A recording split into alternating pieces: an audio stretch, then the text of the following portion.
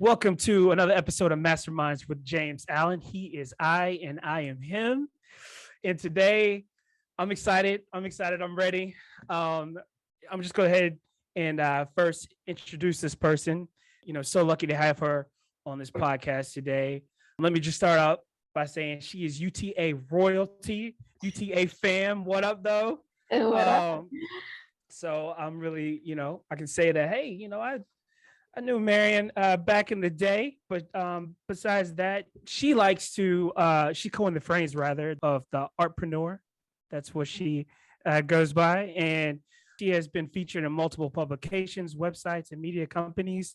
She's created commissioned artwork for celebrities, athletes, publicly traded companies, and all types of public institutions. I mean, she's been getting to it, been getting busy. So, without further hesitation, I'd like to welcome the Marian Mekhail to the Masterminds podcast. What up? What up? Thank you so much for having me. What an introduction. When you put it like that, I'm like, oh, wow. Yeah, I guess I did do that. Thank you. Yo, you've been getting to it. And then so it really started off, Marian. I was like, I got to get you on here.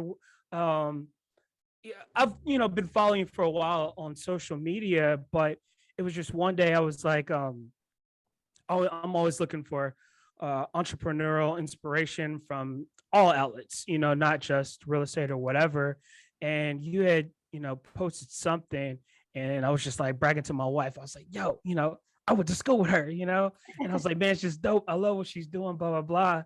And then my wife was like, man, you should tell her. And I was like, nah, she ain't even gonna read that shit, whatever. And then she was like, no, you should really tell her. And then you hit me back, and I was like, yeah, I'm glad I sent that to you. And so I just really wanted to say, man, you've been an inspiration for me, and I know that's kind of like, kind of the MO of really what you're doing. We could first start off by saying, what does the phrase, to inspire the audience to use the gifts that they've been given, live fully in their purpose, and to seek beauty in all things and all people and all colors. What's up? Thank you. First of all, your wife sounds dope. Oh, she is. Shout out, wifey. Shout out to the wifey. I appreciate that she encouraged you to say that because, oftentimes we see those out there doing something, but we don't really say anything to them or acknowledge it, right? And meanwhile, you're doing all these things and you feel like people only see the tree. Right. And they don't see the roots. Because often that tree, that big tree that you're seeing, the roots typically underneath it are just as big or bigger.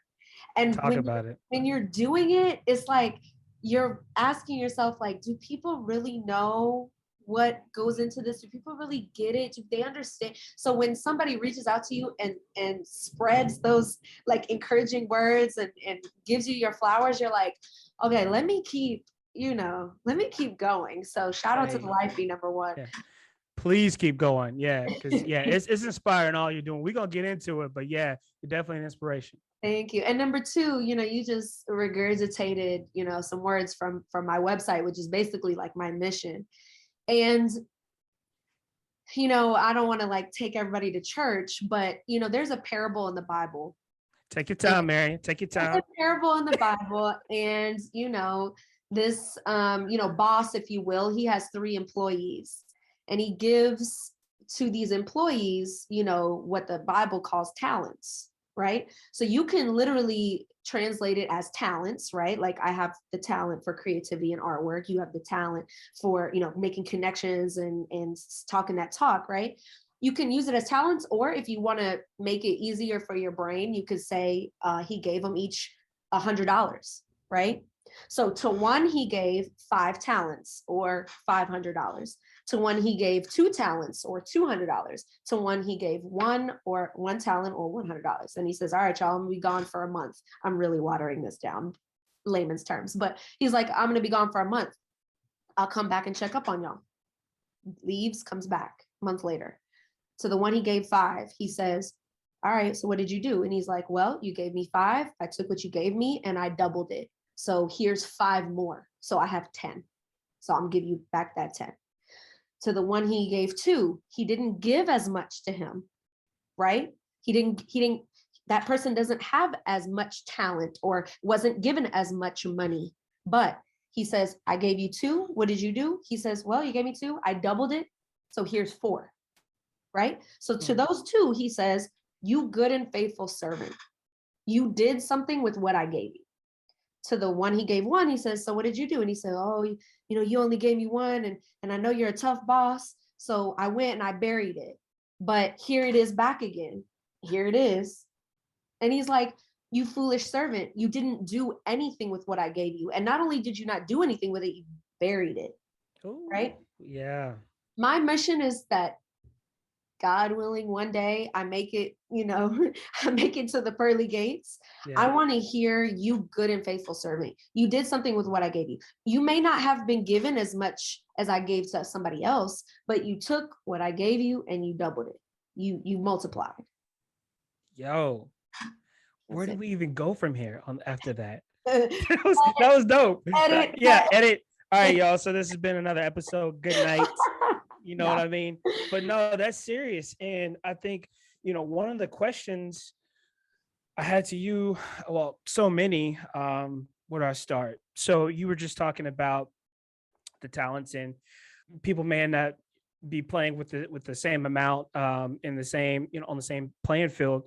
But one thing I wanted to, ask you in general was like, so that person who may say like, yo, I only have 1, or I don't think I have anything. You've given me nothing, but everyone does, of course. How does somebody go about, finding that and then cultivating that? And let's just stop there. Like, how does someone go about finding that? Because, I followed your story a little bit, and I guess, we just hop right into it. We can go back to the other, the origins of everything, how you planted the seed for that tree. So to speak. But I mean, how does someone go about, finding those talents, and saying like, someone may be in their 30s and they're just like, yo, I wasn't given, because they may be looking at something like, I'm not able to sing, or I'm not able to calculate numbers in my head or whatever. And so I'm just going to go to work and, go through life, so I think we often look at a talent as being something very tangible. Yeah. Right. And it's not, sometimes it's very intrinsic. There's people who have a talent for strategy. There's people who have a talent for serving. Mm-hmm. There's people we're not talking just about talent. We're talking about purpose. There's a difference between talent and purpose. My mom's purpose is to serve. That's her purpose in life. And when I say to serve, I'm talking, she finds any and every way to insert herself to help someone with something. Dope. Someone she knows, someone she doesn't. She finds a way, right? My purpose is to create, right? Doesn't necessarily always mean art. It can mean to create an idea, to create a connection, to create a thought, to create something physical. But mine is to create.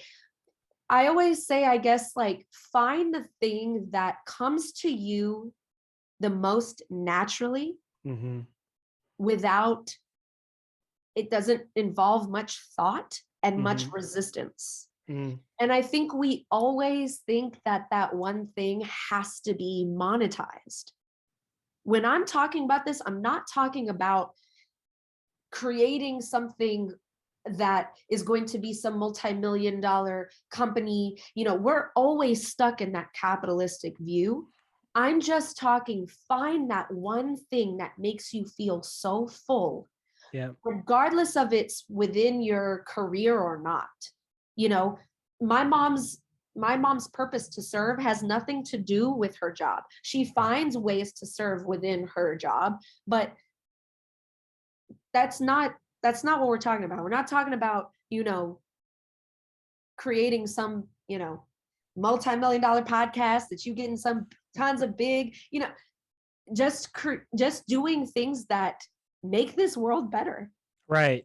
Yeah. For sure. I mean, that's kind of, I don't want to say, life's purpose or anything like that. But I mean, it is a major point for, all of us that, if we can just contribute and make, I don't want to sound too cheesy, but, just add value, add Add something to this value. world, yeah.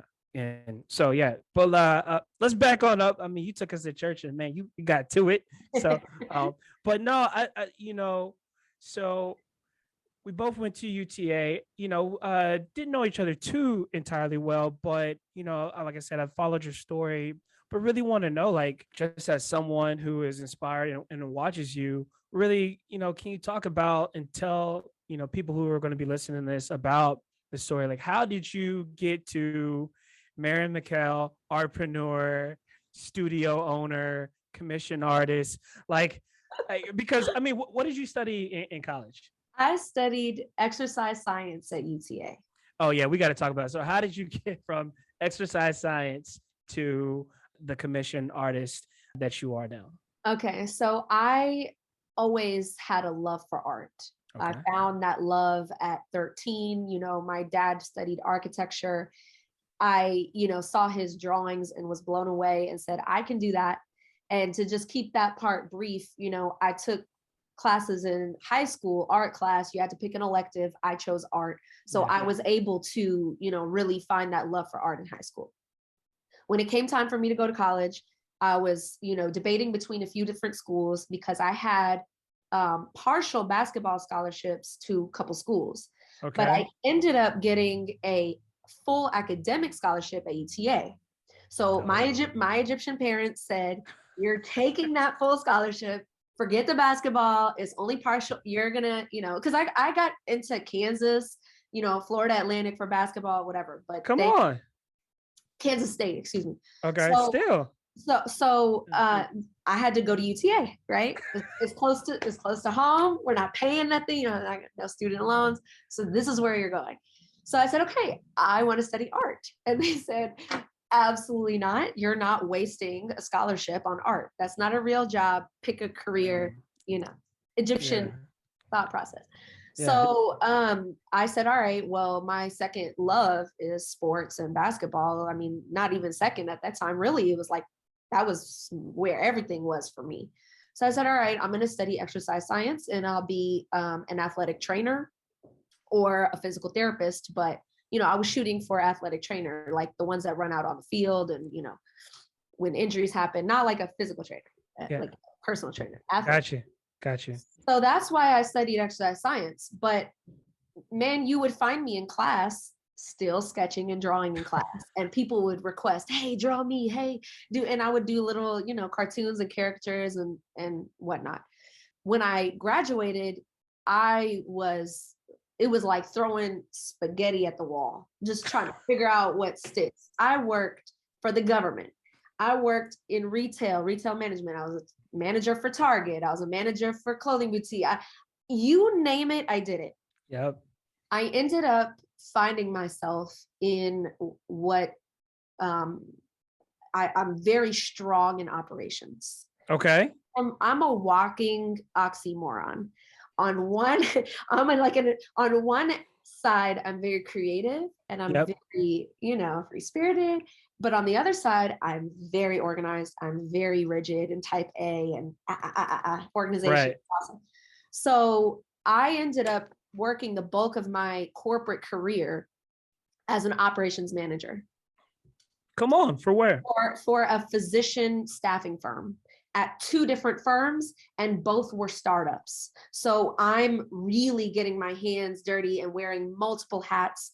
And it was a blessing in disguise because everything I'm learning, building these companies in operations, I now could apply to my art business when I decided to ultimately left, right? Okay.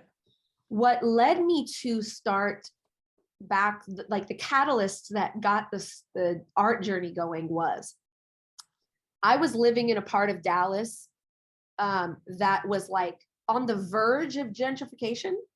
So on one side, it's like getting cleaned up and, all buttoned up. And on the other side, it's still a little rough. Yeah. I was coming home one day. I just gotten a new job in Plano, Frisco area, nice area. at this, this new startup company. I come home and I have my hands full, and this crazy drug addict came up to me and punched me in the eye, like hard. Yo. He was asking me for money. I, didn't have anything to give him. My hands are literally full, and he punched me in the eye hard, black eye, everything. So I go into, the house, call the police. They say, oh, we've gotten multiple reports about him. We're working to find him, whatever. So I made a decision to go to my boss that week, black eye and all, and say, hey, like, I'm not sure that what you're paying me, I moved. Sorry, I missed that. Skip that part. I ultimately decided, when my lease was about to be up, I decided to move up to Plano, Frisco. Yeah. My rent increased, substantially. Yeah. Moving up there. So I went to my boss after I moved and said, I'm not sure that what you're paying me is going to cover my new life up here. So it's likely I may need to take out a second job. And he says, well, you signed a non-compete contract. So if you get another job, you have to disclose it to us. We have to approve it, because if it interferes, et cetera, et cetera. Right. Like, you know what? Why don't I'm good at this art thing. Why don't I just expound upon that and make that my second job? I used to stay, after hours on my work computer, and I built my website from scratch. I made my logo. I made business cards. I signed up for local shows. I asked local businesses if I could do pop-ups at you name it, I did it. And I did that for 4 years. Building the name recognition, building the brand awareness, building my clientele, building the capital to be able to leave. I didn't want to just leave with a few months worth of, bills or expenses. I wanted to leave where I'm not looking back. Right. Because I can dive into just how many challenges and obstacles I faced within the corporate world, and within the company I was in was an extremely misogynistic and racist environment. Yep. And every day I was faced with, like, this is why you're leaving. This is why you're leaving. And I worked for 4 years, and I saved up the money, and I built up the name, and I got the clientele to be able to finally make the decision and leave. It wasn't on a whim. This was a very strategic, planned out move. So. Yo, shout out to you for getting to it, because, a lot of people, when they're faced with those things, for lack of better words, they get down or lay down. I mean, they're going to get to it or not. And a lot of people are like, oh, this is just what it is. And you were just like, no, like, I'm going to make a way. But I mean, you touched on so much right there, because you just listen to you speak, you are very much in tune with the business aspect. And like you're saying, that duality between, being an artist, but being that type A. And so I just want to know, because I mean, you're talking about, your marketing, your cash reserves, and the planning about that. Did you have any type of mentorship or anything to help you with, like, the business aspect? Because you sound very, I mean, like, I got into, I went to go get an MBA. And so, some of that, because I mean, I went to UTA, I graduated, but I can't really tell you shit about what I learned there. But yeah, so just hearing you speak so savvy as far as like the entrepreneurship aspect of it. Not saying you have to go to school, but I'm just trying to understand, like, there's different ways to learn it. And where did you learn it? Was it all trial and error? So, like you said, I like to coin myself as an entrepreneur instead of entrepreneur. I built a business off of my creativity, and there's so many facets of that. And I want to encourage those out there. It's not just about creativity with art. It's creativity building, with, hey, I'm great at content creation. That's creative. I'm great at, making music. That's entrepreneur, right? Right. I learned the bulk. let's really be come to our like truth about it. I would say a third of what I speak about business wise and building that savvy, a third of it was learning on the job at startup companies. Okay. Yep. I Third worked of for a it couple was, so, startup companies. you Yeah. know, you work at startups, you really get to get your hands in a lot of things you wouldn't be able to at a major corporation. Absolutely. So I would 100%. say a third of it has come from learning on the job, learning from my superiors at that company. Okay. The second third of it, you know, the next third of it came from trial and error on my own, learning, researching, teaching myself, etc. Right? Which is, so we're gonna say that first third was when I was working my job. That second third was the first 2.5 to 3 years doing it on my own full time.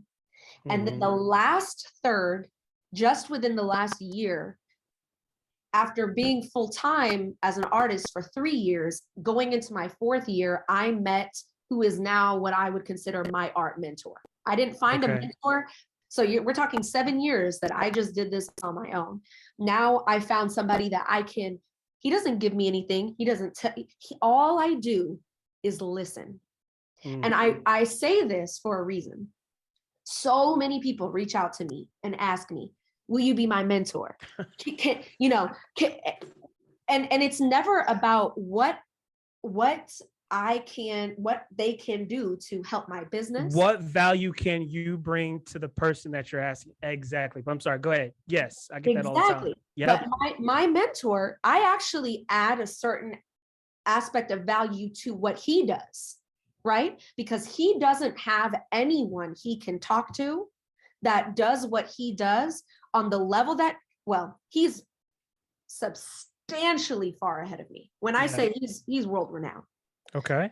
But there is a certain aspect that can't be met by anyone I can bring to him, right?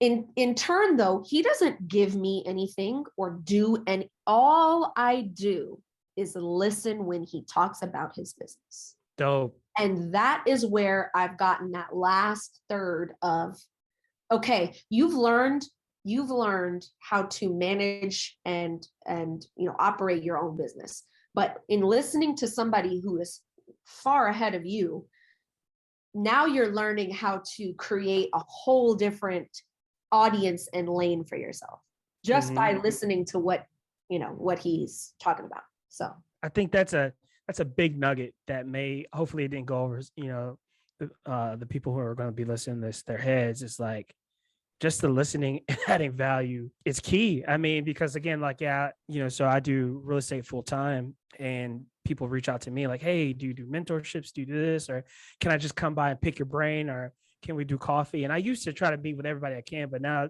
getting too busy, I can't. And it's just like, the picking your brain is, and I know people may not know better, but it can sometimes be insulting. Like, hey, can I just sit down and pick your brain? It's like, I get messages like that all the time. And I find the best way to balance being encouraging, but also you need to note that my time is literally money, literally. Talk about it. Yes, it benefits you and I have no problem to help and benefit you. But at the end of the day, what does it, if I'm going to sit and message back and sit down with every single person that reaches out, I would never get anything done. Talk about it. So like literally for, all entrepreneurs, most entrepreneurs, the time is money. So for like that cost of us sitting down to just pick our brain or anything is super, super valuable. So I would encourage those that are saying, hey, can I pick your brain? If you really want to pick my brain, listen to the hundreds of podcasts that I do and take notes and try to apply it in a way that works for you, because not everything I'm saying is going to work for you. Right. Take the meat and leave the bones. Find what it is that's really going to work for you and apply it and see but not everything I say is going to work. But if you really want to pick my brain, I'm giving it to you right here. Talk about it. Yep. Yep. And a lot of times they say and pick your brain, but they want that proximity. And it's like, that's fine too, but find a way to bring value. Like, hey, like, Marian, is there something, I know you just launched the studio. Is there something I could do to help or something? Yeah, just something like that. Just bring value to that person or to the business. And so that second third you talked about, that trial and error, that, just going out there. I'm in a little bit of that, as in my third year full time. I'm experiencing some of that as well. But I mean, I don't want to put words in your mouth. So first, let me ask: was there any, I guess, like self doubt, fear within that time? I mean, because sometimes you talk to people like, "Hey, not hell no, I was with it, blah blah." I'm like, If you have met any artist, yeah, any true artist, yeah, okay, we have so much confidence in our art, but trust and believe every single one of us doubts our art at some point. When like there's so many times I'm like, this painting is so dope to me. But I know the moment I put this out, people are gonna say, that's weak, that's trash. Like, and I mean, yes, to answer your question, absolutely. Fear and doubt all the time. Yep. Do you let TD Jakes said this, nothing positive, no positive outcome ever came out of fear. Right. No positive outcome came out of fear. And it's like, yes, I'm very fearful all the time. Yes, I self-doubt all the time.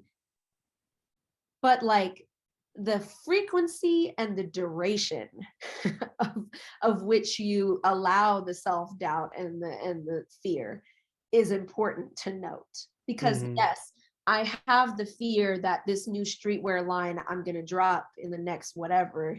Oh, let's talk about that. Like, yes, I'm fearful that it's not going to translate. I'm fearful that I'm going to look like an idiot. Like, yes, all those thoughts. But does it stop me from doing it? No.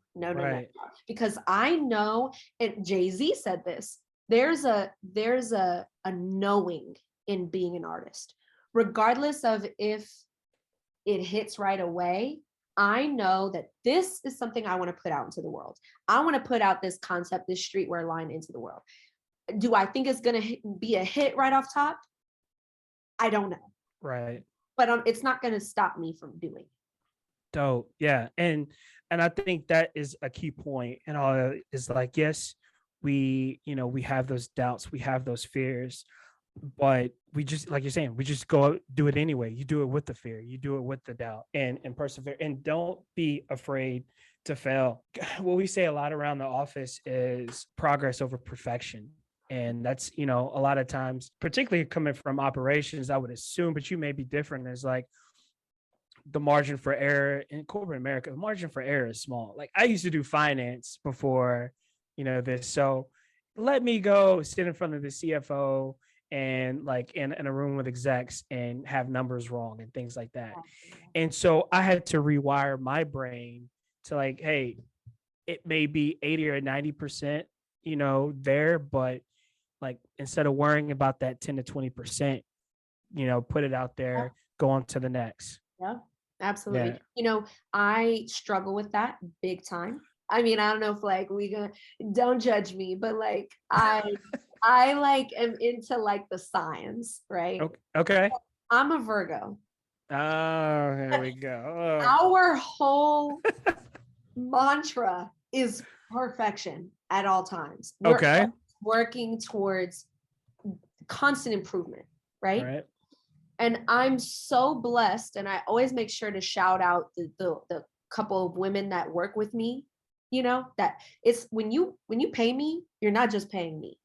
You're paying my team, my brand, my studio, it's not just me. I have people that work with me, right? Okay. I am so blessed to have women that remind me.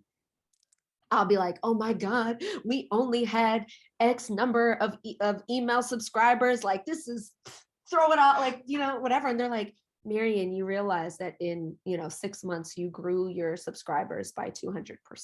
Like, like, yeah, maybe it's a small number, but you just started working towards this X months ago. You need to stay the course. Like, I have people behind me that are looking at these numbers and saying, hey, stop you have this idea of what things should be and how they should be, and I learning to, you don't play the compare game. Your journey is your journey. Right. God knows what you can handle at this stage in your career. So say it one more time for the people in the back. I'm trying to tell you, that's a dangerous game. I've been blessed enough to have true organic incremental growth. It hasn't been this big shoot to the top in a matter of, no, it has been stages and levels to this thing. It has not been an overnight thing, and it's for a reason, because God knows, hey, you couldn't handle that level of attention at this stage. You couldn't handle those types of critiques at this stage. You couldn't handle people talking down on whatever. You can't handle what's being, so it's always important to be mindful of, like, what's truly happening on the back end, even spiritually. Yes. That you don't see. And just, like you said, progress over perfection. I just moved into a new studio space. It's amazing, right? But it didn't start. I used to paint in my living room in my terrible apartment that I told you about. I had no living room furniture. I just painted in the living room. Then it was a 5x7 space in another apartment. Then it was getting a nice big loft and having a big workspace. That was very amazing. But then people couldn't come in and out to see my art without having to go through my home. As a woman by myself, I didn't feel comfortable, and then it became having an actual commercial space. This didn't just happen overnight. It was, like you said, progress over. Do you get a lot of people thinking that your success is overnight? I don't think so. I think people that have been watching my journey have noted this journey. For sure. I don't think anyone thinks this was overnight.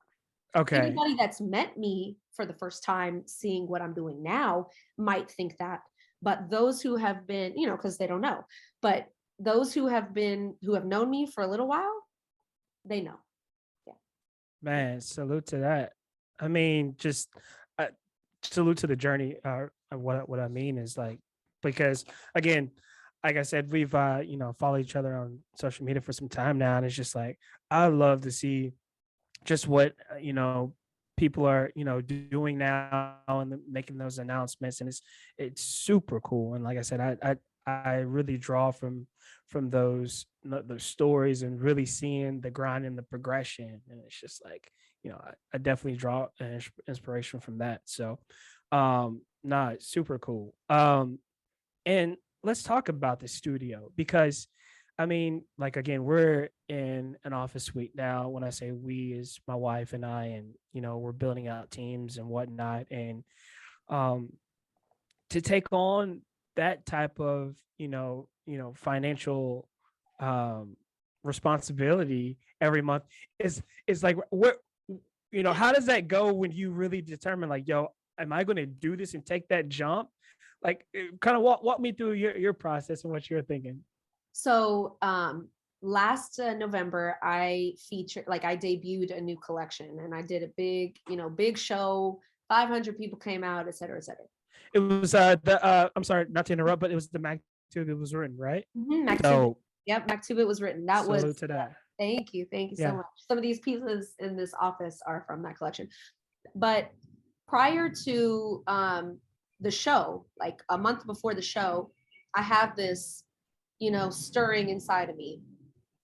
God talks to me. He talks to me. Sometimes, I'm not sometimes, those thoughts come to you in your own voice because you hear your voice in your head, right? It sounds like you. But like I had a stirring and I knew anytime I get those kind of inclinations, I know I need to like really tune in and listen. And it was between relocating from Dallas to another city, namely LA, right? For my career, solely for my career, not for any other reason, but for my career, or move into a new studio space. And I knew I wanted to explore the idea of moving to LA, but it wasn't the right timing. I knew it wasn't. Why so? I knew it wasn't the right timing. I wanted to see how things played out with this show. Okay. And I wanted to have the time to really, I'm a risk taker, but I'm a researcher before anything else. And I wanted to really do my due diligence in determining if it was the right decision. Go out to LA 3 weeks a month, live out there for real, get with the connections there, see if it's worthwhile truly moving, or is it something that once a quarter I go out there for a couple of weeks and get up with my contacts and get the work done and come back to Dallas. Like, what's the right move? Or is it to establish some credibility to your name by having a true, brick and mortar space where people can physically come see the work? Because unless I'm hosting a show or unless I'm, showing at a gallery, you can't physically see the work unless you come to my house, which is where my studio was at the time. Right. I didn't feel comfortable with that. Not only did I not feel comfortable with, people in and out of my home, but it doesn't give that certain credibility or validity, if you will. You know what I mean? Yeah, I got you. So ultimately, I decided between the two routes to, if it's not the right time for LA just yet, to focus on having a space where people can come see the work. And mind you, that had been a dream for a long time, was to have a studio and gallery space, but it was which one do I? So ultimately, I decided after my show was over in December, I started the journey of looking for spaces and reaching out to realtors and going online and finding the spaces. And you know how that goes because you work in real estate. And in January, I reached out to the Dorsey sisters, the Dorsey Realtor Group, which I just did their podcast last week. Dope. Amazing women. They found me this space. Dope. But to touch on that, like financial, the fear of how do you, oh my God. I knew what my expenses on the personal end looked like. I knew what my, income looked like. I knew that I could afford this space, but I also knew it was going to be a bit of a challenge at first. And I knew it might take a few months or a little while to see the ROI. Sure. When I moved into this space for 3 months, I was having breakdowns to the point where I was like almost resenting the decision, right? Because during those 3 months was all the startup costs, getting gallery lighting installed and changing, moving the doors this way so they don't swing that way into the artwork, and getting this mounted, and so many things, signage, and and the ups and downs of dealing with vendors and electricians and plumbers and all the things, right? Right. So I'm sorry, yeah, for people who are listening to this, yeah, re-outfitting a commercial space is a lot of times on the person who is leasing out that that piece of property. And so yeah, that's what she's talking about. It's a burden. I mean, it can be. And so I'm sorry, yeah, go ahead. Oh yeah, but I was having like mini breakdowns and calling my mom, and I'm like, Mom, even if I have a great month, what normally would have been a great month, I don't feel it at all because all of it's going into this. Mm-hmm. And she's like, wait a second, Marian, you made how much money last month? And I'm like talking to her. She's like, do you know that most people like go into the red big time when they first open a new business? She was like, you cannot expect that the ROI will happen the next month. Like, get your thoughts, more realistic. You're Absolutely. And after having a discussion with my mentor, who has a studio and who has multiple spaces, and he was like, look, you cannot resent having this space. If you're going to answer emails, if you're going to take a phone call, if you're going to do a Zoom, regardless of if you're creating or not, do it in that space, right? Go eat lunch in that space. Your home is purely for resting and enjoyment, right? Go to your space, because do you know how many people would kill? And you're one of them. You are literally one of them. This was you, and now you have it. Just because it's generating these feelings of fear because of what it costs, he was like, if anybody has the hustler mentality to make it happen, to find a way to pay for this every month, it's you. And you have the capital to sustain you. Mm-hmm. Don't be nervous when you see it dwindling, because you're not spending, you're investing. This is not a spend. This is an investment move. It will pay off. And ultimately, by taking that advice, Dope. So are we going to see an MM studio LA soon, or what? What's up? We'll see. The smart got big. Okay. It's been in the talks. It's been in talks. I do plan to take some time and go out there and get up with my people there and see what it's. We're gonna do the research and find out if it's the right move. Shout out to that. And then talking about the logo, the MM logo, does that have any representation or any type of symbolism? Can you tell us what that means? So obviously my name is Marian Mekhail. I've always signed my pieces M&M, but my logo is 2 M's with a line down the middle, and it's meant to represent the duality that is Marian Mekhail.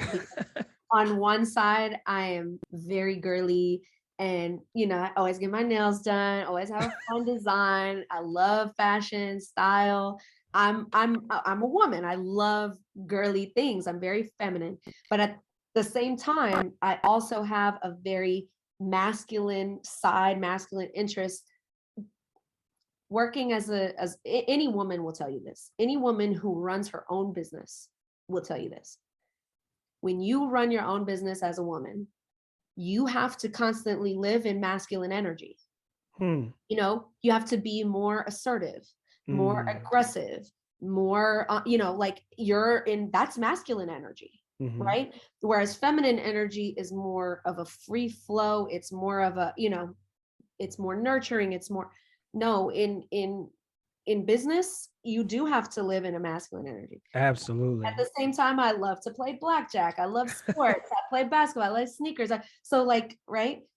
I'm creative. I'm free. I'm nature. And then I'm also very like planned and organized and type A. And so that line down the middle is meant to represent that almost like split between the two. Yo, random story, but I think because you used to go to the open gyms at UTA, right? I forgot, maybe one of my frat brothers or friends or someone, they were like, yo, because I can't hoop, let's just be clear about that one. But one of my was like, yo, JA, they got this girl, man.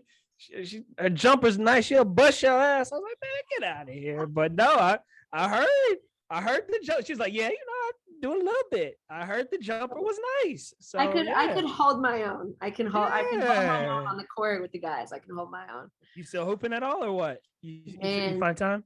Listen, the last time I played, I've shot around and stuff, but the last time I have played in a pickup game of any sort was January of 2020, which was literally right before the pandemic. So right. I have not played in a game since before the pandemic, and I I really want to actually, but I'm not sure. Like, let's see if I could keep up. If it's some scrubs, I could keep up. If it's like, Uh, if it's on the nicer end, I might need to ease my way back into that. It's been a minute. It's been a it's minute. been a minute. I've been Okay. so focused on this. Yeah. And so, yo, what does a typical day look like? Because I'm so interested in entrepreneurs and how they go about their day and their scheduling and their systems. I mean, can you really talk about that? Because I am a big believer in success leaves clues. And I also believe in you can really win your day about how you really wake up and how you approach your day and what in like your morning routine. So Mhm. I don't know if you're a believer in that or not. And Yeah. yeah, I'm kind of like on the more morning miracle side of things. But yeah, can you just like, walk us through your day and what do you do? What's a I typical like day that. look I like? never heard of Morning Miracles side. I like It's a that. book. Well, it's a morning miracle is a book Okay. by Hal Elrod, and it literally talks about like how he really worked himself out of a rut by doing things like he would get up in the morning, he would meditate, journal, pray, work out, and do some other things. It was a very strict like schedule that he would do within like depending on how much time he got, 30 minutes, hour or whatnot. And so yeah, Mhm. I really oh yeah, and then reading and whatnot. So I really try to work that in to my day. Me personally, I like to start off the day with just first thing I do when I wake up is gratitude. So I just pray and thank like Lord for just random things. Thank you for the house, Mhm. food on the table, healthy kids, my health. And just Mhm. start the day with gratitude. That's where I like approach it. But this isn't about me. This is about you. So I'm sitting here talking. So what do you do? What's the day look like for you? So I'd like to start by saying that as an entrepreneur, no Yeah. 2 days are the same. but I Okay. but I do start my day in a certain way. So I also wake up and do the same thing you just said. Thank you for another day. Thank you so much for XYZ, whatever that Mhm. may be, family, friends, you know, so and so who helped me with such and such the other day, or like Shout out to praying for so my and so and such and such. Yeah. so and so and such and such. We gotta thank them. Like, for example, dear Lord, thank you so much for Whitney, who is working so hard on the tech packs for my new streetwear and she's staying up late past her normal job to help me create. Thank you, Lord, for her. Like, right? Hey, Whitney, what's up? We Yeah. love Whitney. Okay, so I start out with just, like you said, just a quick prayer of gratitude. Mhm. I am a new-ish dog mom. So I have my puppy. His name is Mac. He's All the best. right, Mac. What kind of puppy is Mac? He's a golden retriever. Okay. He's like a red golden though. So they have like the cream goldens, the blonde goldens, and the red golden. He's like red golden. But he's Mac's 7. gonna be like 800 pounds and like six Oh my feet. God. Oh my God. Mac is probably gonna top out. We'll see. Maybe like I hope only like 60 or 70 pounds because he's lean. He's a lean Okay. boy. He's lanky and lean, and I love it. Um, I get up in the morning. We have our little morning happy, excited, whatever. And then I take him down, do his business, whatever. We come back up, I feed him, and then I start my stuff. So it's always pretty much the same thing. It's I make a cup of coffee and I sit down with 2 to 3 books. One of them I actually have right here, and don't judge the cheesy cover. But my mom gave me this little devotional book, and it's by the day, July, it'll literally by the day, July 3rd, July 4th. I read the devotional every morning. Okay. Dope. I didn't actually read it this morning, so because I was rushing to get here for another meeting, so I actually brought it with me so I could read it here. And then I have 2 other books. One of them was a gift from my realtor. It's called 101 Essays That Will Change Your Life. Okay. So I read one each day. And then there's another book that Whitney gave me, and it's called Heart Talk. And it's just really amazing for, I think, really, truly for creatives, but anybody can read this book. And I just read, I love it because they're each short things and they each touch on different things. So one is spiritual, one is more about like emotional intelligence and more about like just navigating the challenges that we face each day. And then Mhm. the other one speaks more to like your heart. So Dope. I start my day by reading those 3 things. Then There's no telling what that day's gonna look like. It could be, for example, today I had a meeting with Micah, who's my content strategist, who helps me create my newsletters. If I need copy for, new things I'm putting out, and I know what I want to say, but I need it worded in a very, tight, clean way, she Hmm. helps me with that. She helps me scale my business, etc. So today there was a meeting with Micah. Then I have podcast with James Allen, right? Hey, Hey. mastermind podcast, right? Then after this, I'm probably, if I have enough time between this and my workout, because I have a workout, I'll add glass to a painting I just completed. Then I'm gonna go get my workout in. Then I'm gonna go take Mac to the dog park. Every day is different. Some days, Mhm. because everybody thinks, oh, I'm just painting 12 hours, 13 hours a day. Some days I really am. Some days there's a piece that I'm so like engrossed in that I will literally paint 17, 18 hours straight. Potty Come break on. maybe one or two times. I'm in my zone, right? Yeah. But most of my days it's, I'm gonna get up, go meet Whitney for a workout. Then I have a meeting with, the Jim Beam rep who's going to do, partnership for my studio warming event. Then it's me sitting and personally emailing and texting and DMing everyone I know to attend the event. Then it's me sitting on Illustrator and designing my new streetwear line and getting with the production company. And, we need to get custom labels, woven labels made. So let me reach out to several vendors to get pricing. And, I'm going to get these keychains. So let me look at the profit margins on, okay, but I'm going to gift some of them to people who attend the studio warming. So it's it's a million and one thing. Oh, hey, the website needs to be updated, so we need to schedule a meeting with Micah because we need to add a landing page for that particular. But on the back end, we need to find a way to send confirmation emails to all these folks and reminder emails. And speaking of that, it's every day is Every day. Yo, and so many questions I have. And you kind of hit on some of those points. And so what the first thing is I'm hearing about through your day, the meeting with your team, different people from your team, and you touched on it earlier. And so I'm really interested just because I'm in the point of scaling. When did you decide, because that's another jump, like just like getting a lease is when you start to expand that ROI may not be right away. So when did you really start to be like, okay, I'm going to take that off of my plate and hire somebody? And how did you go about making that decision to scale your yeah. team? It was very difficult for me to learn delegation because I am so, I'm so, it's me. Mm-hmm.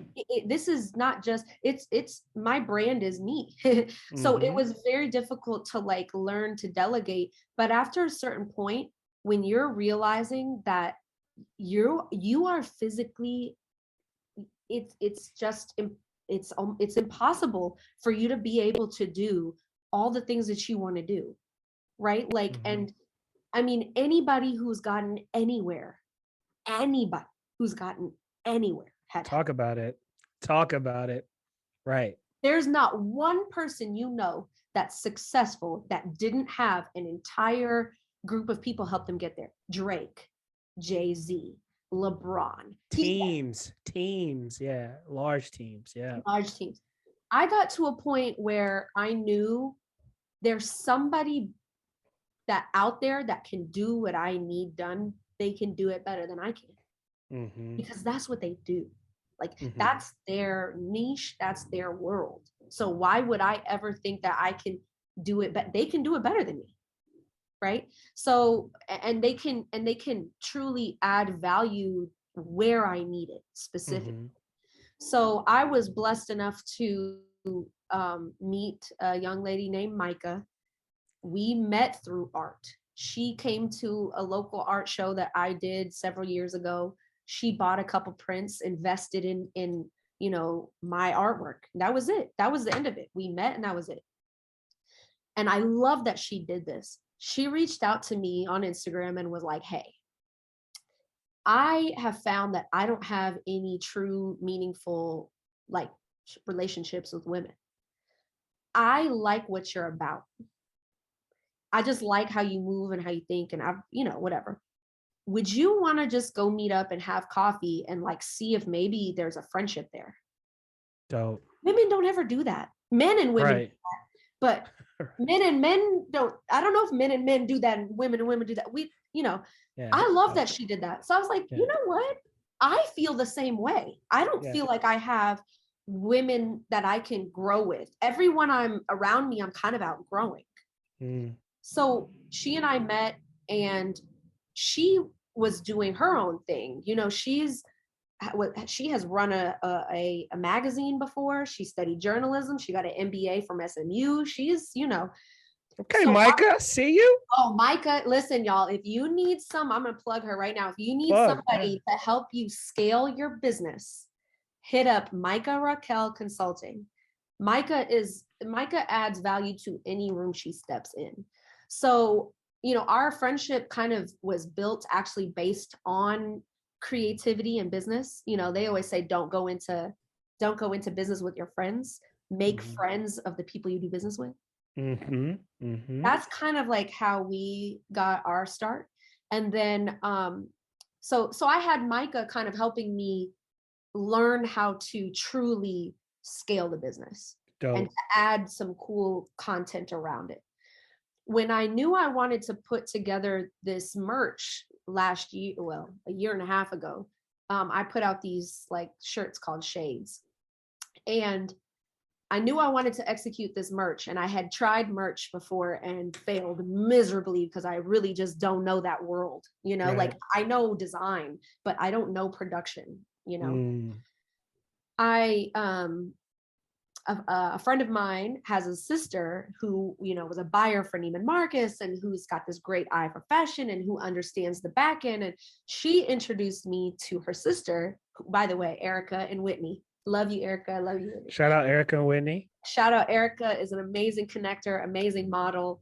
Shout out Whitney. Whitney has now become my product manager. So when I need help with the ideation of the design, of course, I'm an artist, so I see everything as art. She finds a way to take the art and say, this is so dope as art, but as a consumer product, let's tweak this, let's do that.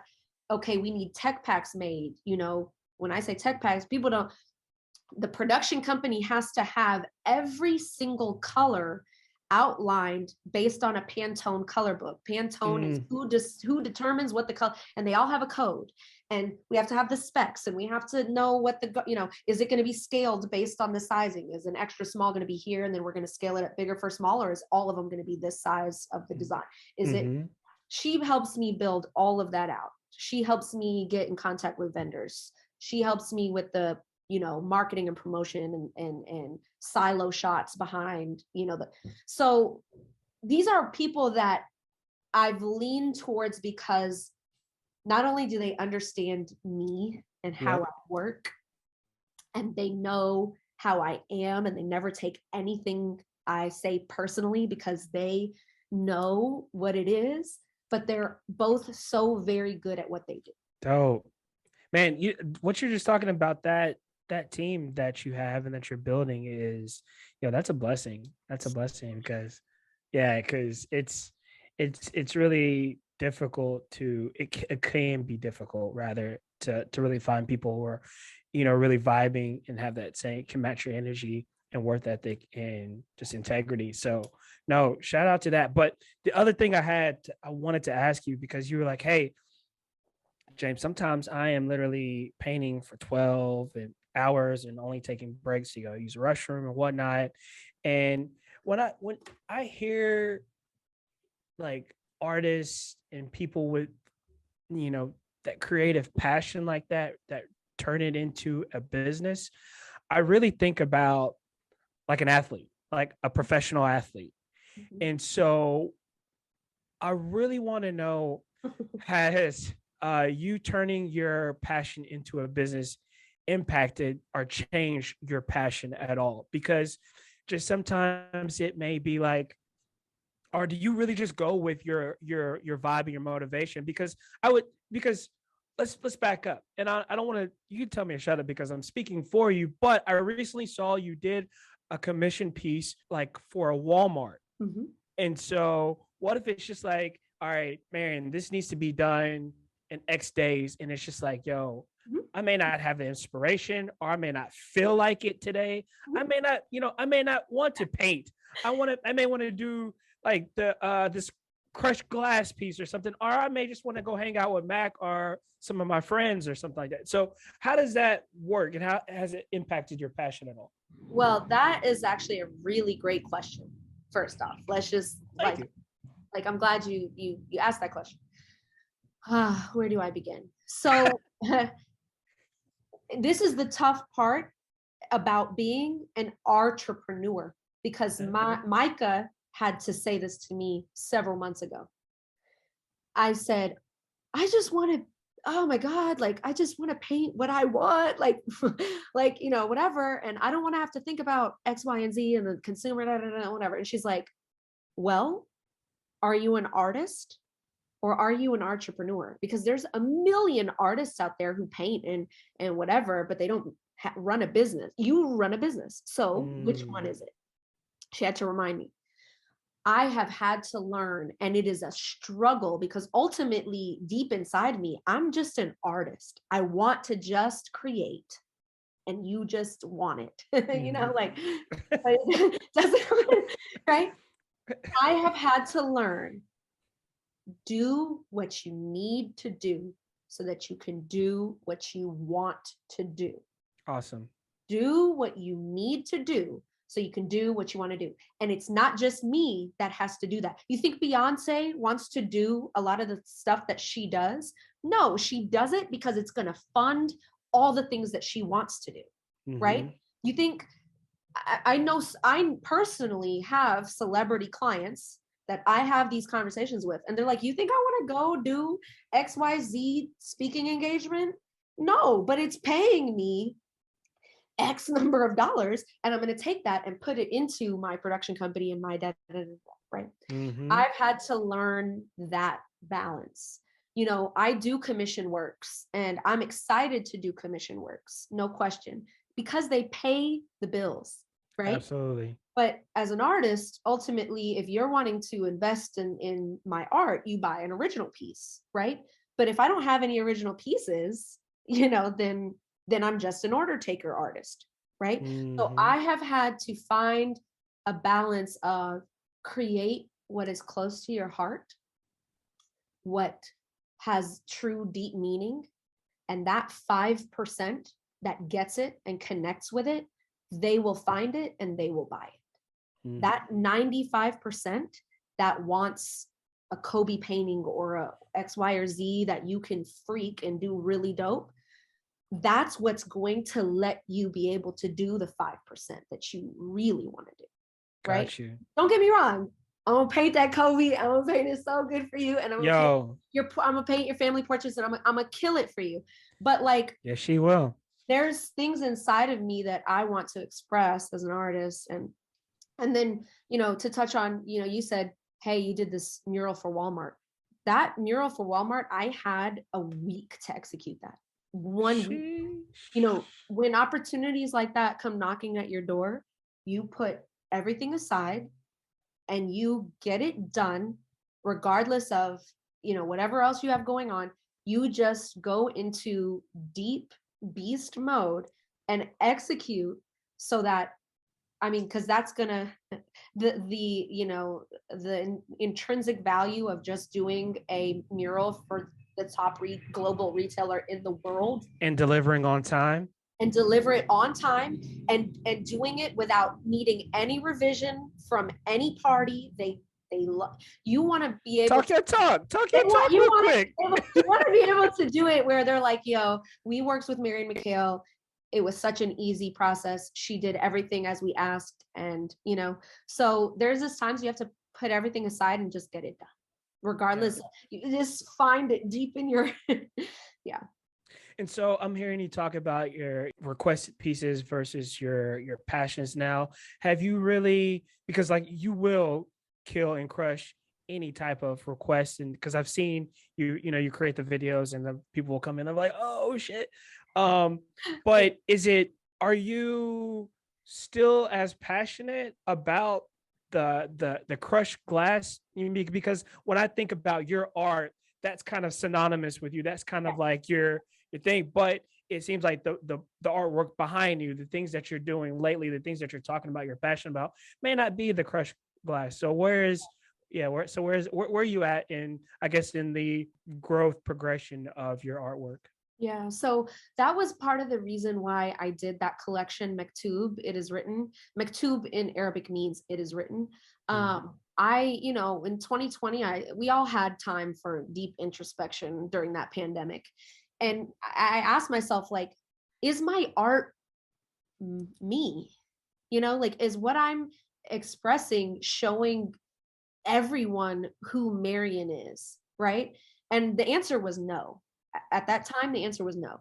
So I decided to like embark on this journey of creating a collection that was so deeply from my heart and my heritage. And, I just did this entire Egyptian collection, but made it very modern and what I thought would be maybe like what my ancestors would paint today if they were living today. How would Right. they paint, like, because it means something to me that my people invented paint. The Mm. very material I use to create this life comes from my ancestors. So it was like I needed to do my part in, you know, like acknowledging my background, but I wanted to do it in a way that felt relatable to anyone, not just Egyptians. So I used all these different contexts. I used, themes from one of my favorite books, which is The Alchemist. I used Okay. spiritual and biblical themes. I used Egyptian mythology to portray ideas or themes that anyone, regardless of gender, regardless of race, regardless of, they would be felt. So, that's really important for me as an artist to be able to put out into the world, regardless of if it sells or not. I've been blessed enough that it is selling. Yeah. One of the coaches for the Cowboys just bought, one of the pieces from that collection. Come So on. it means something to me that I've been able to get to a point in my career where I can sell those pieces outside of just, your typical like pop culture reference pieces, Right. because everyone knows and recognizes these figures, but to be able to get folks to really, look deep into these pieces and find themselves in that piece, that really means something to Yo, I just really want to know, like, because those parents, you spoke about earlier, they're like, no, you're not going to school for art. I mean, they can't, I would assume they can't help but be super proud of you now. And how did that go? Like, oh, so how did it go when you were first like, yo, I'm walking away. I'm walking away from this 9 to 5 and going to go full time in art. Like, what was that reception like for your family and your friends at the time? So um I think it's important to note that like me bringing that decision to the table didn't come as a major shock to them, because they had been watching me for 4 years. I mean, they had Mm, been watching me create art for my whole life, right. but they had really watched me for 4 years doing all these local shows and this and that. So it wasn't like some big shock, because they're like, yeah, she's been at it. It's also important to note that, I mean, give away my age, but like, I'm turning 34 next month, right? Like I'm a grown, I'm a grown Yeah. woman. Yeah. Yeah. When I told them I was going to make this decision, I was 30, right? Yeah, I was 30. Okay. I had been funding my own life for nearly a decade. Mm-hmm. So it wasn't some big deal to them, because I mean it was, they were like, I'm gonna get into that, but it wasn't like some, oh my god, like I wasn't asking for money. They didn't pay for anything in my whole life. Like they don't pay for anything in my life. So it's not like, well, it was just kind of like, okay, well, if you're gonna do this, then you need to think about these things, right? It was more so like, we're gonna ask you the hard questions, that you need to make sure you have answers to before you do this. So you need to think about health insurance. You need to think about 401k and retirement. You need to think about all these things and how that's going to work. How much have you saved up? You know, like they're kind of just like, and when I tell them, they're like, okay, all right, okay, so you've saved up a good amount. Now you need to think about all these other things. They did have their apprehensions. They did have their, you know, but it wasn't a discouraging. It was a, we moved here, you know, we moved to this country to give you stability, and here you go, like going the non-stable route. Like, right. we need to know that you have a plan here, you know, Right. more so that kind of reception to this news. And you would expect the parents, I mean, just because like you're saying, as long as it's, you know, coming from a place of love, and they, like you're saying, they just want to make sure and know that you're going to be all right. Like I said, I went to business school and then, you know, made this career, and then like, yeah, it was just like one, you know, I was like, all right, I'm out. And I was like, after, you know, being married, a wife, being a full-time entrepreneur, and with 2 kids, and like you're saying, I was grown at that point. So my parents were like, well, you know, yeah, that response, like, well, you know, you're gonna have to live with the decisions that you're making, and you know, right, always that. But it wasn't like, no, don't, you know, it wasn't that. It wasn't for that. sure. And now they're just like over the moon, you know, like Super proud, yeah. Oh, they're so proud. But and I mentioned this last week with Amber and Gabby, but it's like, you know, it's interesting to see what people can see for you versus what you can see for you. So when I decided to do my first solo exhibition was in September of 2019, which was 7 months after I left my job. Queendom, shout out to that. Queendom, shout out to Queendom. So that was in September. Well, my birthday's in August, so my parents take me out to eat. As we're walking to the car, my dad's like, how's the show coming together? Like, you know, like, how you tracking and everything? I'm like, everything's going well. And he was like, by the way, like, how much are you like planning to sell these pieces for? You know, this is my first time I'm doing like a public show on my own. And I was like, well, you know, the smaller, like framed, you know, like works on paper and stuff, I'm just going to do like 150 or so. But like the larger, more, you know, intricate works, etc., like I'm probably going to do it like, you know, 2,000 or 3,000. And he was like, $2,000 or $3,000? You think somebody's going to buy a painting for $2,000? And I'm like, yeah, like they already are. Like, what you mean? Like, yeah, they buy my commissions for that. If that, like, you know, like at that time, that was, you know, almost 4 years ago. Right. It's so funny now because, you know, looking at where things start for my work, you know, it's like for him, it was so hard to imagine that was even a possibility, you know? Yep. Oh, I like that talk. Just if y'all ain't catch that, she's trying to say yesterday's price is not today's price. I picked up on it. Ooh, talk. I like to hear it. But ultimately, what I'm yes, this is true.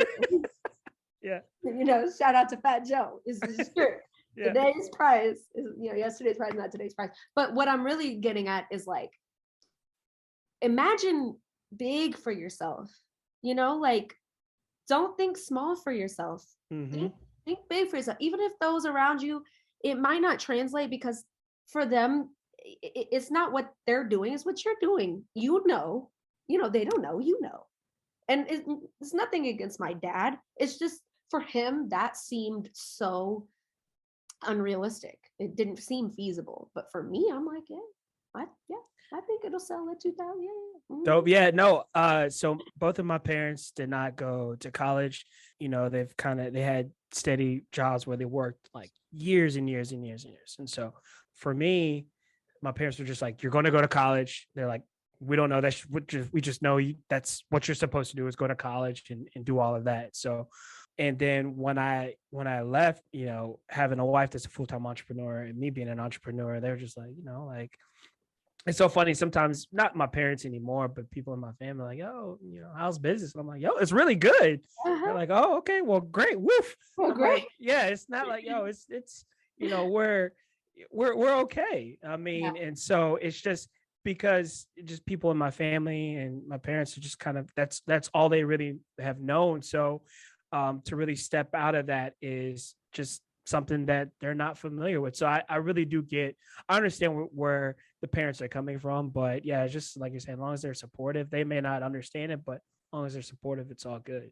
It's Mhm. all good. And I know, we're coming up on the hour mark. I don't want to take too much of your time. I really do appreciate it. But I had to ask you too, like, it seems like you got some dope projects going on, but I mean, I know crypto is taking a crushing right now, but how do you really feel about Mm, the merger recently with NFTs and artwork? And mhm. is that some place that you have any interest in the future or what? So I had a strong reaction to NFTs at first because I'm such a purist, and once again, like my people, you know, everything is so pure. Like we painted on the walls, like that's just what I come from. So I had a Mhm. very strong reaction to it.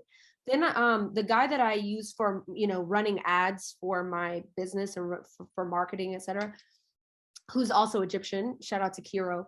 Shout out. Shout out to Kiro. Kiro bounces between New Jersey, LA, whatever. So if you need somebody to help you run ad, I like to plug my people. But Hey, plug them. Go I ahead. was having a conversation with Kiro, and he really, broke down like the benefits of NFT.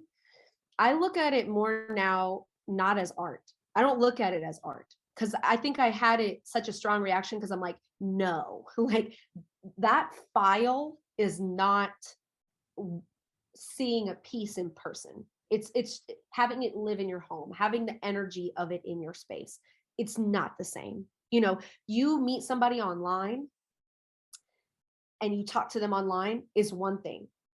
But until you meet that person and understand their essence and understand their energy and how they talk and how they move and how it's a different story. It's the same thing with art. You can see my work online all you want, but until you see it in person, you've really met it, you know? So with NFT, I had such a hard time grasping that this is art. And I had to realize it's more so just like a trading commodity. It's not, it's don't think of it as art. That's what I had to tell myself. Okay. And in that sense, I can understand the value behind NFT. There's a lot of different companies that are using NFTs as a means for access into certain spaces, into certain Absolutely. groups, into certain. I can see the value of that. If you go to a Mavs game, right? Well, Ticketmaster sends you a digital ticket. These Right. days, no one gets a physical ticket, Right. right? I start to look at NFTs as that ticket, as that Ticketmaster ticket.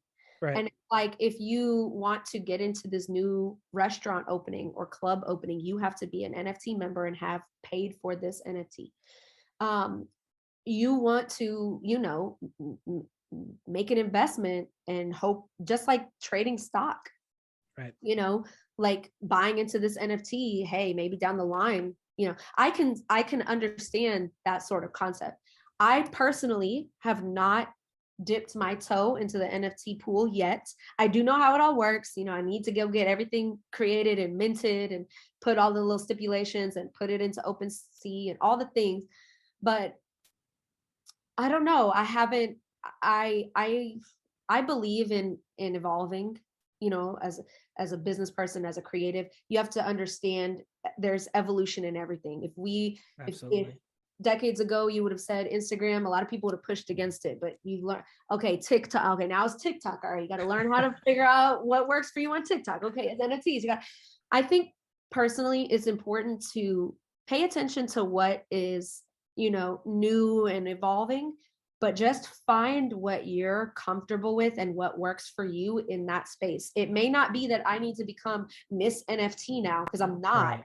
Right. but at least knowing what it is, how it works, if you want to, dive into it or just dip your toe, like what is it that you want to do with it? But yeah, that's my take on NFT. No, for sure. And I think the most important thing and that you stated that is really having a true utility attached to it, because there is some talks about, a lot of people like, we're just creating NFTs and putting them out there with no utility. And there's some speculation that there could be some class action lawsuits or something that could eventually come Exactly. back to those people. So Exactly. no, for sure, for sure. Well, no, I got so much more to ask you, but I know we already said that, time is money. So just a few more things, so for one, how can somebody, get a hold of you? I mean, reach out to you. And so, yeah, first let's start with that. How can somebody reach out to you that's maybe interested in supporting some of the projects, or just reaching out to you and adding value, picking your brain on certain things? What's the best way to reach you? Well, first, I'd like to say thank you so much for opening your platform for me to be able to, shout these things out. I want to start by saying that I am hosting a new, like a studio warming event. So Saturday, August 6th, I will be opening my studio to, any and everybody that wants to attend. You just need to make sure to register. It is here in Dallas. However, if you can't attend, you can donate to the studio warming. So, you go to a housewarming, you bring a gift. That's, your way of saying, hey, I'm going to help towards the sometimes overwhelming costs that comes with being an entrepreneur. So you can go to www.marianmekhail.com/studio-warming to register to attend the event or to donate towards the event. Absolutely. While you're on the page, you can just click up to scheduling if you would like to have a private studio visit. You can also click commissions if you want to put in a submission form to, put in an order for a commission piece. You can also click contact to reach out to me via email if you're interested in an original. So all that's on my website, studio warming, contact, commissions. You can follow me on Instagram. My Instagram is official Mare Bear. That's MAREBEAR. That's been I'll put it below here. Yeah, that's been my moniker for 16 years. That's been my Instagram name for a decade. Yeah. And it is the name of my new streetwear line. So exclusive.